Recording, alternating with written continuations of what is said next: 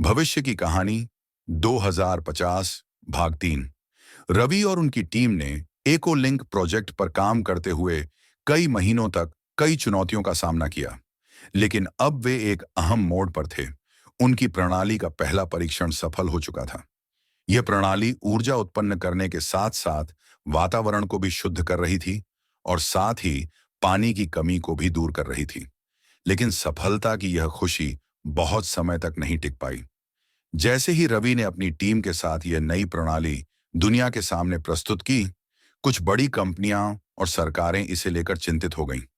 उन्हें डर था कि अगर यह प्रणाली पूरी दुनिया में लागू हो गई, तो उनकी पारंपरिक ऊर्जा कंपनियों और प्रदूषण आधारित उद्योगों का क्या होगा। रवि को पता था कि उन्हें एक बड़ी लड़ाई लड़नी पड़ेगी।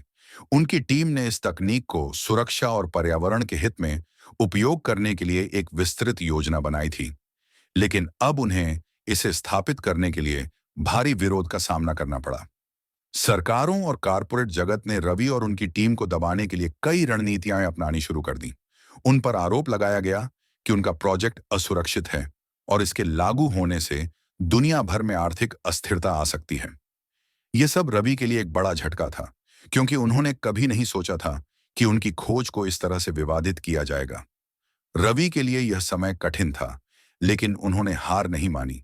वे जानते थे कि यह लड़ाई आसान नहीं होगी, लेकिन यह भी जानते थे कि अगर वे अपनी खोज से पीछे हट गए, तो दुनिया को एक सुनहरा मौका खो देना होगा। इसी दौरान रवि ने एक नया रास्ता खोजा।